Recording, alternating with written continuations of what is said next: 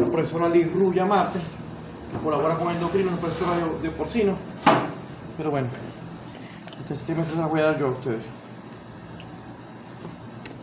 Básicamente esto es lo que nosotros trabajamos en el laboratorio de andrología, que es la endocrinología del macho. ¿Cómo se llama? Endocrinología del macho. O sea, todo lo referente a la fisiología y regulación hormonal en el macho. Para el siguiente. Bien, para hablar un poquito de esto tenemos que hablar de nuestras gónadas, ¿no? O las gónadas de los machos, que son los testículos. Como dijimos anteriormente en clases pasadas, la gónada femenina o la gónada de la hembra tenía órganos endocrinos transitorios o temporales. ¿Cuáles eran ellos? Placenta, cuerpo lúteo. Y folículos ováricos. Entonces, en las gónadas está presente los folículos y el cuerpo lúteo. El folículo que nos producen ciertas hormonas como la inhibina, la activina, diferentes tipos de estrógenos que son importantes para la ciclicidad o el ciclo menstrual el ciclo estral en la hembra, mientras que el macho es un órgano la gónada es un órgano endocrino permanente, es decir, constantemente está produciendo testosterona. ¿Cómo produce testosterona la gónada? Bueno, ya después que el macho llega a pubertad, recuérdense que un macho que no ha llegado a pubertad pues todavía no produce ingentes cantidades de andrógenos, ¿no? Los andrógenos son las hormonas sexuales masculinas o del macho. El más importante de todo es la testosterona, pero también existen otro tipo de andrógenos que se producen aquí a nivel del testículo.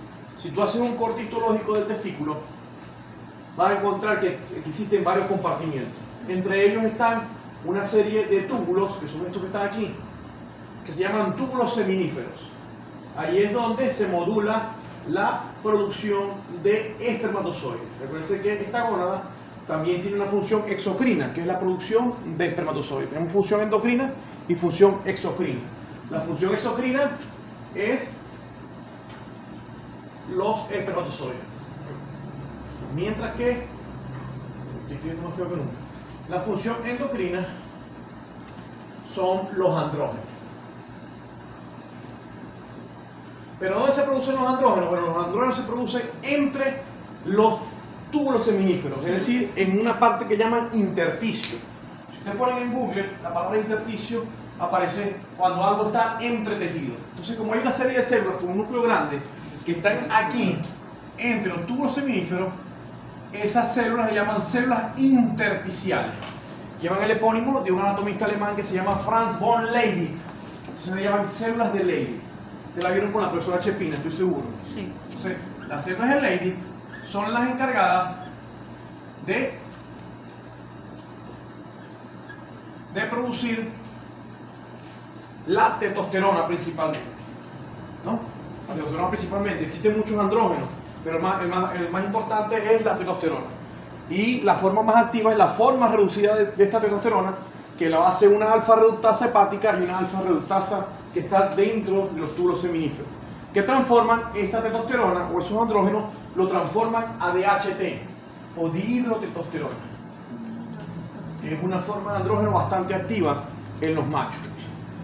Entonces, estos túbulos seminíferos tienen unas células en la parte basal que llevan un núcleo más o menos irregular y que están entre las formas de producción de los espermatozoides, entre las espermatogonias, espermatocitos primarios, secundarios, y estas células llevan el epónimo de un anatomista italiano que se llamaba Enrico Sertoli.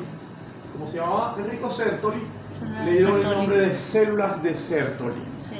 Entonces, las células de Sertoli vienen siendo el análogo de las células de la granulosa en la hembra, y las células de Leydig vienen siendo el análogo de las células de la teca interna. Lo que quiere decir que esta célula tiene principalmente receptores para la LH, y estas células tienen principalmente receptores para la FSH. Entonces, la FSH en las células de Sertoli no se produce aquí, no se produce en las células de Sertoli. ¿Se produce dónde la FSH? En la adipófisis, ¿verdad? Entonces, con su acción telecrina, viaja a la célula de Sertoli y modula la espermatogénesis. Entonces, la función de la célula de Sertoli es propiciar esa secreción exocrina, que es la producción de espermatozoides, ¿no? Entonces, ¿cuál es la función de la FSH en el macho? Modular la producción de espermatozoides. Mientras que la LH en el macho puede recibir otro nombre en algunos libros como ICSH, por las siglas en inglés, Interstitial Cellular estimulantes hormona, hormona estimulante de las células intersticiales. Entonces, la LH, que también es una gonadotropina que se produce ya en la hipófisis, viaja hasta las células de Leydig y propicia la liberación de la parte endocrina, que es los andrógenos. Esa testosterona, mucha de ella pasa dentro del túbulo seminífero en una acción que nosotros conocemos como acción paracrina de la testosterona.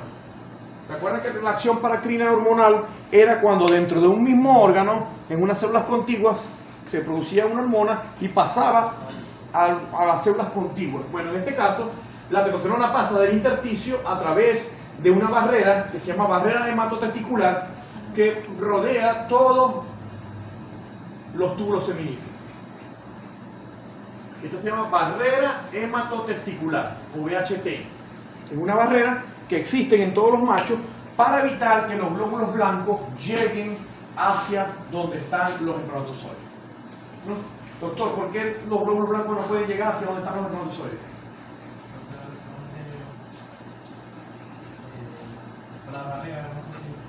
Ajá, pero ¿por qué? ¿Cuál es la explicación fisiológica de por qué no deben llegar los glóbulos blancos hasta donde están los espermatozoides? Por el número de cromosomas.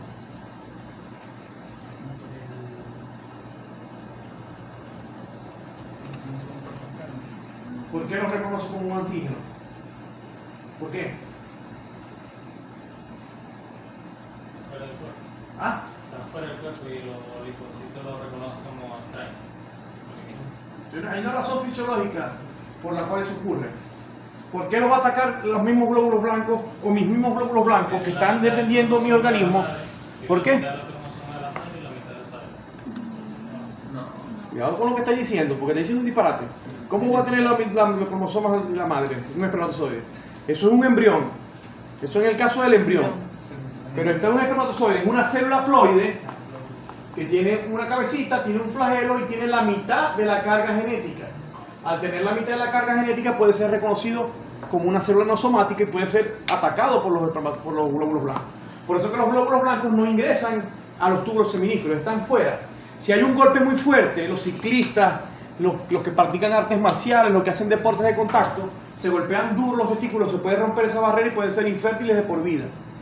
¿Por qué? Porque al romper esa barrera van a estar los glóbulos blancos continuamente destruyendo los espermatozoides. Porque los van a reconocer como una célula que no es diploide, que no es una célula somática y para ellos es un agente extraño. Se lo van a destruir. Por eso que existe una barrera que es la barrera hematotesticular, evitando que los glóbulos blancos que están principalmente en el intersticio, aquí están los vasos sanguíneos y los vasos linfáticos, aquí están los glóbulos blancos, no lleguen a estar en contacto con los espermatozoides. Esa es la razón por la cual también infecciones bacterianas, como orquitis bacteriana, necesitan tratamiento con antibióticos por muchos días. Profesor, ¿cómo se llama la barrera hematotesticular? Hematotesticular. Cuando ocurre un proceso inflamatorio aquí a este nivel, se conoce con el término de orquitis. Este proceso infeccioso, si es de naturaleza bacteriana y tú le vas a poner un toro, o a un toro, o a un borrego, le vas a poner antibiótico, no puedes ponérselo como se lo pones a un perrito 3 o 5 días. Tienes que ponérselo por 2 semanas el antibiótico, mínimo 10 días. ¿Para qué? Para que el antibiótico pueda llegar a atravesar la barrera hematotesticular y poder matar todo lo que esté por ahí dañando los espermatozoides dentro de los túbulos seminíferos. Entonces, este es el eje hipotálamo hipófisis gónada en el macho, donde hay una función exocrina y una función endocrina. Dame la siguiente. ¿Y qué es como tal la barrera que no lo deja pasar, no cabe? Exactamente, la barrera evita de que pasen los glóbulos blancos. Es una barrera que evita que la testosterona sí pasa, porque recuerden que la testosterona es una hormona lipofílica. Es decir, ella puede avanzar a través de membranas plasmáticas, entonces puede pasar del intersticio en excepción paracrina al túbulo seminífero para ejercer un efecto, porque para que se produzcan los espermatozoides tiene que estar ricamente inmerso en testosterona el túbulo seminífero. Si no está inmerso en testosterona, la espermatogénesis se hace imperfecta. Entonces, la testosterona tiene una acción, tiene 2 acciones. Una acción paracrina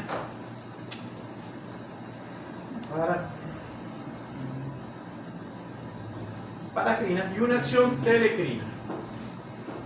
Es a distancia. La acción a distancia es la que nos hace a nosotros macho machote, puro bojote. La que nos lleva a esa testosterona que se produce en los testículos, va a nuestro cerebro y nos hace actuar como macho. Es decir, vamos a mostrarnos proceptivos frente a una hembra. Entonces, un toro que ya produce testosterona se muestra proceptivo. ¿Saben lo que es la proceptividad? Yo lo expliqué ya en clase, no lo he dicho. Sí lo había dicho. Que ella se siente... ¿Cómo que? ¿Lo vieron qué es? Por los audios. ¿Qué es la proceptividad? La proceptividad es cuando el animal está en celo y busca parejas. Muy bien. ¿Cómo es tu nombre? Alexa. Alexa. Alexa, ¿y tú? ¿Eres? Valeria. Valeria Gutiérrez. Bien. Como dice Alexa, la proceptividad es la búsqueda motora de contacto sexual. Lo hace tanto la hembra como el macho, ¿no? Entonces, la proceptividad se produce por acción de la testosterona. Entre más testosterona tenga un macho, mayor va a ser su proceptividad. La proceptividad se mide en el macho a través de una palabra que de pronto es nueva para ustedes, que se llama libido. Libido, no líbido. Libido. No lleva acento, no es una palabra esdrújula. El libido es un test que nosotros vamos a evaluar en los machos para ver si tienen aptitud para la monta, aptitud reproductiva, que es que el toro busque las vacas que están en celo, detecte el celo y pueda hacer la monta efectiva. Todo eso lo hace la acción telecrina de la testosterona, porque la testosterona va al cerebro y ejerce ese efecto. No solamente al cerebro, también va al músculo para una acción anabólica. Recuerden que la testosterona, si tú la inyectas a un animal, vas a tener un desarrollo muscular, porque la testosterona propicia la captación de agua y la captación de nitrógeno por la célula muscular y propicia el anabolismo. Por eso que los machos, o la mayoría de los machos, tienen un mayor desarrollo muscular que las hembras, porque hay un proceso anabólico ahí. También va hacia el hueso, también va hacia el hígado, hacia el cerebro, hacia muchas partes, para ejercer su acción telecrina. La acción paracrina entonces simplemente inhibir el túbulo seminífero de testosterona para que se dé la espermatogénesis. Entonces, si vamos a hablar de los feedback, aquí, en esta laminita, entonces vamos a ver que existen varios feedback. Por ejemplo, la testosterona hace un feedback negativo de asa larga para la LH principalmente, o ICSH. Es un feedback de asa larga. Y la testosterona no solamente sola, sino también la forma aromatizada de la testosterona, es decir, el estradiol. Recuerden que hay un proceso en endocrinología que se llama aromatización, y ese proceso es la pérdida de un carbono, de una molécula de 19 átomos de carbono a una molécula de 18 átomos de carbono. Al perder ese átomo de carbono, generalmente en los procesos de hidrocarburos hay la liberación de un aroma mencénico, entonces se le da el nombre de aromatización. Y como así más o menos ocurre en la endocrinología, extrapolaron el término de aromatización a esta parte, que es la pérdida de la molécula de testosterona que tiene 19 átomos de carbono al estradiol que tiene 18. Al ocurrir esto, entonces lo va a hacer una enzima que se llama aromatasa. La P450 aromatasa, que es la que va a permitir la pérdida de ese carbón, pero no hay la liberación de ningún aroma, sino que simplemente se le dice proceso de aromatización, pero no hay ningún aroma. Estos estrógenos también causan un feedback de asa larga y de naturaleza negativa para la ICSH, mientras que la FSH se modula a través de una glicoproteína que se produce también en los túbulos seminíferos, en la célula de Sertoli, que es la inhibina. Esta inhibina va a generar un feedback de naturaleza negativa para la inhibición de la FSH. Mientras que la activina, que también se produce en el mismo sitio, en la célula de Sertoli, va a ser un feedback de tipo positivo. Ven que aquí hay un signo de positivo, de plus, ¿verdad? Y aquí hay un signo de que no ocurre. Entonces es un feedback negativo y un feedback positivo. Ambas dos inclusive son feedback de asa larga. Entonces, los tres compartimientos testiculares son las células de Leydig, las células germinales y las células de Sertoli, es decir, son las células más importantes. Las células germinales son esas células que van a dar propicio a los espermatozoides, ¿no? Espermatogonias, espermatozoides primarios, secundarios y toda esa parte. Entonces, son células que van modificándose para perder citoplasma, alargarse y tener un flagelo. Y obviamente hacer un proceso de división celular que se conoce como meiosis. Primero existe una mitosis en las espermatogonias, espermatocitos primarios, existe una mitosis, y luego de espermatocitos primarios a secundarios existe la meiosis. Entonces, al haber la meiosis hay la reducción de la carga genética del espermatozoide. Uno pasa de una célula diploide a una célula haploide. La siguiente. Bien, si queremos repasar entonces un poquito las hormonas, que ya vi en el examen que no se las saben mucho, porque dejaron muchas respuestas en blanco, sobre todo el cuadrito, que tampoco estaba tan difícil el examen. Entonces, vemos que en el hipotálamo se produce la hormona liberadora de gonadotropina, cuya función es incrementar la liberación de LH y FSH. Mientras que la hipófisis anterior va a producir la LH al inicio de la pubertad y la FSH también. Recuerden que para que un macho sea macho, tiene que empezar a producir espermatozoides y a empezar a tener unas características que lo hacen un animal pubescente. Las características más observadas o mayormente observadas cuando evalúa un médico veterinario un toro, por ejemplo, es la medición de la circunferencia escrotal, la medición de la producción de espermatozoides y algunos parámetros o características sexuales secundarias para ver si está produciendo buena LH. Y ahí podemos decir que el animal es pubescente. La producción de espermatozoides se hace a microscopio con cámara de Neubauer. Si vas a buscar concentración espermática, utiliza la cámara de Neubauer o el hemocitómetro. Pero ya hoy por hoy, yo no utilizo cámara de Neubauer. Existe un fotómetro, que es un aparatico que pasa un haz de luz por la muestra de semen y cuenta todos los billones de espermatozoides rapidito. No tienes que matarlos y tienes que contarlos uno a uno. Y da un número. Sí, te da la concentración por ml. Que tú multiplicas eso por el total del eyaculado y te da la concentración total del eyaculado. Que son millones. Recuérdense que se producen alrededor de 10.000 espermatozoides por segundo en la mayoría de los mamíferos. Es decir, es una producción continua de espermatozoides. Un eyaculado de un toro puede tener 2.000, 3.000 millones de espermatozoides por ml. Si el eyaculado tiene 8 ml, tiene que multiplicar eso por 8. Entonces, es fácilmente observable a nivel del microscopio. Bien, la FSH entonces modula la espermatogénesis, mientras que la LH entonces va a propiciar la liberación de la testosterona. Entonces, aquí los receptores están en células de Leydig y aquí los receptores están en las células de Sertoli.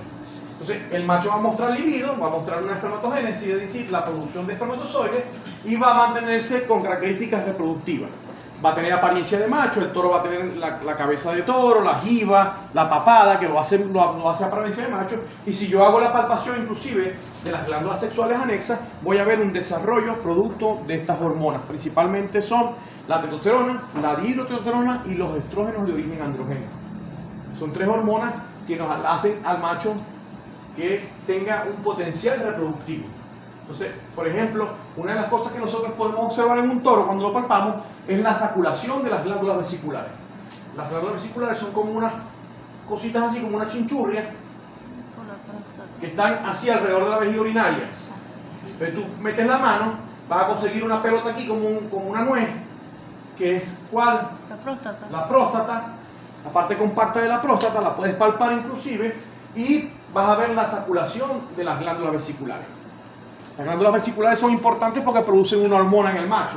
¿Cómo se llama esa hormona? A poner un punto en el parcial, en el segundo parcial. ¿Qué hormonas producen las glándulas vesiculares? No, hormona. La feromona es una cosa y hormona. ¿Ah? ¿Quién dijo prostaglandina? La prostaglandina F-suctos alfa. La prostaglandina F-suctos alfa se produce en las glándulas vesiculares. Vos sois Reni, ¿verdad? La prostaglandina. ¿Que esta hormona se produce en la hembra en dónde? En el endometrio uterino. Es decir, que esta hormona viaja en sangre con el eyaculado. Es decir, que es una secreción prácticamente exocrina, porque va con el líquido seminal. ¿Y para qué la prostaglandina? Para que cuando entre en el útero propicie la motilidad uterina para el avance de los espermatozoides en esa hidrodinámica de movimiento. Siguiente. Bien. Este es el cuadro de producción de GNRH, donde hay un pico de GNRH y después se genera una pequeña producción de LH. El centro cíclico de producción de GNRH no se desarrolla en el macho. Cuando existe la defeminización cerebral, es decir, cuando hay la diferenciación sexual cerebral en el macho, se bloquea el núcleo o los núcleos pavicelulares de naturaleza cíclica, solamente la naturaleza tónica son los que quedan. Entonces, ellos producen una pequeña cantidad de GnRH y minutos después hay la producción de LH. Y posterior a eso viene un pico de testosterona. Esto ocurre generalmente, continuamente, y se concentran los picos de testosterona bien temprano en la mañana. Desde las 5 de la mañana, más o menos hasta las 9 de la mañana, existe la mayor producción de testosterona. No se comporta de naturaleza circadiana, como la melatonina, que se produce cada 24 horas, pero sí se concentra la mayor testosterona en las horas de la madrugada. Por eso que ustedes ven que la mayoría de los centros de colección de semen evalúan el semen o toman el semen para congelar bien tempranito en la madrugada, 5 o 6 de la mañana. Bulsemen, Viateca, Proporca, todos esos que tienen centros de colección de semen, toman bien tempranito en la mañana para aprovechar ese pico de producción de testosterona en la mañana, que es la que os para ustedes animalitos, como están como llenos de energía. Eso lo hace la testosterona bien tempranera, por los picos de LH. Uno dice pico para que se entienda de que hay una amplitud de pulso, pero no es un pico como tal, porque el centro cíclico no se desarrolla. O sea, es como un incremento, pero no es un pico como tal, no es un ciclo. ¿Y qué hace que ocurra eso? ¿Qué ocurre? Que sea el pico de la Cuando, estímulo de gonadotropina y después la de... cuando hay la diferenciación cerebral, que se defeminiza el cerebro, no se desarrolla el centro cíclico. Y entonces ya hay la producción de esto. Cuando el macho llega a la pubertad, ya hay la producción de GnRH, y para esto, la producción de GnRH, correcta, que es la hormona liberadora de gonadotropina, va a incrementar con su acción terecrina la producción de LH. Y la LH tiene receptores en las células de Leydig, entonces va a incrementar la producción de testosterona. Y es un ciclo, y se regula a través de un feedback. Lo mismo en la hembra, lo mismo que ocurre en la hembra, pero en el macho. ¿Sí se entiende? Esto que estoy hablando con inglés. No. O más que inglés, en japonés. Es el mismo eje: hipotálamo, hipófisis, gónada. Tenemos en el hipotálamo la GnRH, y ahora más tempranamente se habla de la GNIH, ¿verdad? La hormona inhibidora de la gonadotropina. Y aquí tenemos la FSH y la LH. Para el caso del macho, la LH va a las células de Leydig, y para el caso de la FSH, las células de Sertoli. Aquí hay espermatogénesis y aquí hay androgénesis o esteroidogénesis. Recuerden que toda la producción de hormonas esteroidales se le puede dar el nombre de esteroidogénesis, que es la producción de hormonas que vienen del ciclopentano o peridofenantreno o gonana. Bien, la siguiente. Bien, entonces en el intersticio tenemos estas células de Leydig, tenemos los macrófagos, vasos sanguíneos y vasos linfáticos, son esas célulitas que ustedes ven ahí, ¿no? Las células mioides, el hepatocito, entonces este es el túbulo el seminífero, aquí está la barrera hematotesticular, y aquí está el intersticio, con las células intersticiales, ¿no? Y aquí está el túbulo, que tiene una coloración un poquito distinta, no sé si lo hace a propósito o es el videobeam, y aquí está el intersticio.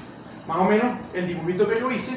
Imagínense que este es el túbulo seminífero y este es el intersticio, esta parte de aquí. Aquí está el túbulo seminífero. La producción de espermatozoides se da de naturaleza abluminal, es decir, va de la parte basal a la parte más del lumen, pues, alejada. Se conoce como abluminal. Entonces, vean que los espermatozoides que ya están con su flagelo bien formado son los que están en el túbulo seminífero en el centro. De ahí pasan a los conductos deferentes, y de ahí van al epidídimo, donde son almacenados y luego tras la eyaculación, son liberados. Se almacenan en el epidídimo, que es una estructura de conductos que está superior al testículo, que tiene una cabeza, un cuerpo y una cola. Entonces ustedes van a ver un testículo de un toro y tiene la parte está aquí y tiene el epidídimo con su cola, cuerpo y cabeza. Entonces se van almacenando de esta manera, van en esta vía. Porque de aquí salen a través del conducto deferente para la eyaculación. Pasan a través del anillo inguinal superficial y caen directamente en la uretra peniana. Bien, la siguiente. Entonces ahí tenemos un corte histológico, vean cómo se ve los túbulos seminíferos. Cerca del 80% del peso testicular representan los túbulos seminíferos. Por eso es que la variable zoométrica más evaluada en un macho es la circunferencia escrotal. Porque en teoría, entre más grande sea la empresa, mayor va a ser la manufacturación. Entonces, entre más grandes sean las bolitas, mejor va a tener la producción de espermatozoides. Y es una variable zoométrica que se ha llevado inclusive hasta hembras. Las hembras que vienen hijos, que vienen hijas de machos con buenos testículos, van a ser hembras que van a generar machos con buenos testículos, con una buena producción de espermatozoides. Se ha relacionado con la llegada a pubertad, con la producción de leche inclusive. Por eso que siempre se hace la medición de la circunferencia escrotal. Hoy por hoy también se hace la medición del volumen testicular, que es que introducen los testículos en un volumen conocido de agua o de un líquido, y lo que se derrame es el peso del testículo. Porque recuérdense que, por ejemplo, en búfalos los testículos son alargados. Entonces de pronto tú ves un testículo de esta manera y no tiene buena circunferencia escrotal. Aquí no tiene una buena circunferencia. Pero con el tamaño testicular, porque es alargado, sí hay una buena producción de espermatozoides. Entonces, por eso que muchas veces se ha hecho la medición del volumen testicular, sobre todo en búfalos, que es donde ocurre más esto. Puedes ver un búfalo que tenga las bolas hacia aplanadas y otro que lo vean alargadas. Entonces, siempre se trata de hacer eso para no juzgar de manera equívoca un búfalo que tenga los testículos alargados. Así es. Bien, más de lo mismo, el túbulo seminífero. Aquí están las células de Sertoli, de espermatogonia, espermatocitos primarios, secundarios, hasta llegar a la forma más inmadura de espermatozoides, que son las espermátidas. Estas espermátidas después se transforman en espermatozoides propiamente dichos y pasan a madurar directamente en el epidídimo. Entonces, si les pregunto en el examen cuál es la función del epidídimo, almacenar y madurar los espermatozoides. Bien, lo siguiente. Entonces, en esa producción de espermatozoides, pasamos de una célula diploide, que es la espermatogonia, a un espermatocito primario, secundario. Aquí hay las divisiones mitóticas, después hay división meiótica, es decir, hay meiosis, y después la célula va entrando en una morfogénesis donde pierde el citoplasma y se va a formar un flagelo, que el flagelo es el que le va a dar esa motilidad para poder avanzar a través de los líquidos. Entonces, muchas veces ese pequeños residuos de plasma pueden quedar aquí en la parte más proximal y se llama entonces gota citoplasmática proximal. Y si queda aquí en la parte distal, se llama gota citoplasmática distal. Y esta es gota citoplasmática proximal. Esto para nosotros son signos de inmadurez en el seno. ¿Por qué? Porque quiere decir que no están madurando eficientemente los espermatozoides, y si tiene un incremento en la producción, si tiene un incremento en la aparición de gota citoplasmática, entonces decimos que hay espermatozoides inmaduros. En las especies donde pasa más comúnmente son las especies que aprenden a masturbarse, como los monos y como el caballo, el burro, que ellos pueden aprender a masturbarse, y entonces al extraerse asiduamente los espermatozoides, pues no hay un proceso de maduración adecuado y entonces incrementa el número de gotas citoplasmáticas. ¿Si han visto un caballo alguna vez masturbándose? Se da golpes de pecho, empieza a tener erecciones, erección, rebote, erección, rebote, erección, rebote, hasta que eyacula. Ya después que aprende a hacerlo, como al eyacular se libera dopamina, se libera placer, entonces él aprende a hacerlo y lo agarra como vicio. Entonces, ahí... ¿Con la pata o se contra algo? No, con la pata no, con el pene. El mismo pene se golpea en la barriga. ¿Nunca has escuchado el refrán ese, te la pegáis más que un burro en la barriga? No. Se pega el pene del macho